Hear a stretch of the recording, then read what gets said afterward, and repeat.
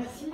Bonsoir à toutes et à tous, monsieur le maire, mesdames et messieurs les élus, tous les porteurs du projet. Je trouve que c'est très bien de passer après cette présentation.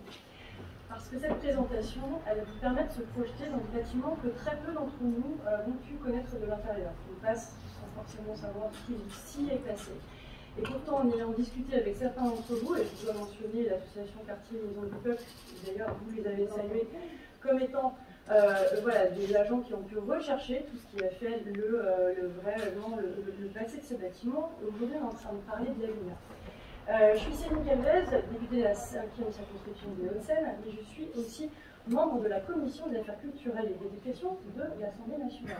Et à ce titre, on peut s'intéresser à la place de la culture dans nos villes, à la place du patrimoine aussi pour notre pays et pour ce qu'il représente, aussi bien en termes d'identité, en termes de lieu d'échange, mais aussi en termes d'attractivité, en termes économiques, mais en termes aussi d'emploi. Et vous le savez, beaucoup d'entre vous m'ont suivi, peut-être pas tous, mais il y a eu des projets précédents. Il y a eu des projets qui ne respectaient pas autant le monument historique. Si il y a 40 ans, ce monument a été classé monument historique, ce n'est pas pour rien. Et vous avez pu souligner les caractéristiques qui sont fondamentales de ce bâtiment de la Maison du Peuple. Parce que le génie de 4 architectes designers y ont trouvé une véritable consécration. Eh bien, moi, la fois où j'ai connu ce bâtiment de la Maison du Peuple, j'en ai découvert au fur et à mesure, à l'occasion du projet précédent, en tombant, et beaucoup l'ont dit, un peu amoureuse du bâtiment. Et quand vous tombez amoureuse d'un bâtiment et que vous voyez l'intérieur tel qu'il est aujourd'hui, ça vous fend le cœur.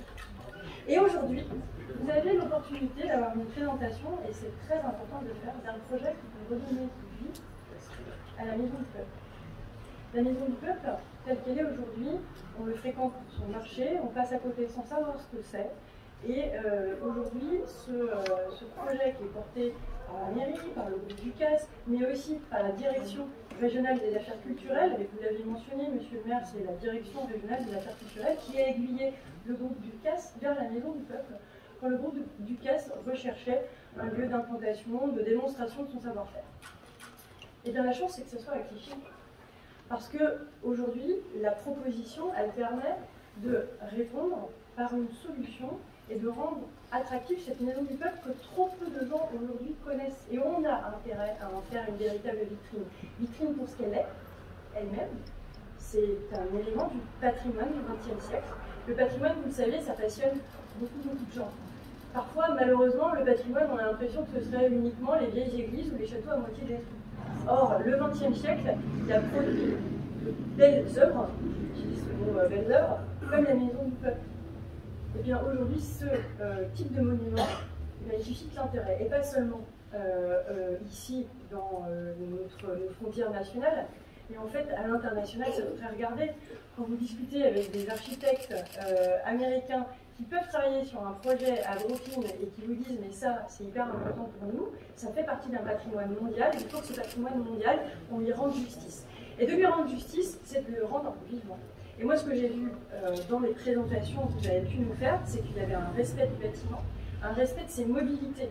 Parce que ça, c'est très important. Vous l'avez dit, il y a 3 mobilités, le toit, le plancher et les cloisons. Ce projet permet de respecter la mobilité qui fait toute l'essence même de ce bâtiment. Et il aurait été d'ailleurs regrettable qu'il n'en soit pas comme tel. Alors vous allez me dire, oui, mais en fait, dedans, il va y avoir des activités, on ne sait pas trop ce que c'est. Vous avez eu aujourd'hui la démonstration de ce qu'il y allait avoir dedans. Vous allez avoir non seulement un respect et une valorisation du patrimoine matériel, patrimoine architectural, mais vous allez aussi avoir une vitrine pour un patrimoine qui n'est pas anodin en France, c'est le patrimoine gastronomique. Le patrimoine gastronomique, à l'heure où il y a quelques années on classait la baguette comme élément du patrimoine mondial de l'UNESCO, enfin, on va le faire, ou en tout cas que le repas gastronomique aujourd'hui le soit, eh bien on a envie de tout combiner. Et cette solution, si elle se passe à Clichy, c'est toujours mieux pour les Clichyens. Vous imaginez le fait de mettre Clichy sur une carte mondiale culturelle. Elle l'est déjà avec ce bâtiment. Mais si en plus vous faites que ce lieu peut être un lieu d'accueil d'intérêt pour les touristes, c'est bien. Ce à quoi vous allez me dire, mais attendez, on n'est pas là simplement pour faire une vitrine pour les touristes, et on y veille tous, et cette réunion, d'ailleurs, le traduit. C'est qu'aussi que cette maison du peuple, elle soit rendue vivante également pour les Clichois. Parce que dans les utilisations des différents espaces qui vous ont été montrés, vous avez non seulement le fait de pouvoir visiter, voir un musée, vous avez aussi la possibilité de vous restaurer, vous avez aussi une autre possibilité que je tiens à souligner parce qu'on est ici, dans le cadre du lycée René Offray, qu'on connaît bien et qui nous accueille ce soir. Dans ce lycée René Offray, on forme des jeunes à devenir des professionnels, reconnus d'ailleurs, la réputation du lycée le fait, dans le domaine de la restauration de l'hôtellerie. En fait, dans ce bâtiment aussi, on va voir à l'œuvre des professionnels de la gastronomie, de la façon dont on doit faire la cuisine, dans la façon dont on peut aussi la servir, dont on peut en faire un lieu de convivialité. Quelle formidable opportunité de lien entre des jeunes en formation et peut-être demain un lieu dans lequel ils vont pouvoir se former, je ne sais pas, les stages, les apprentissages.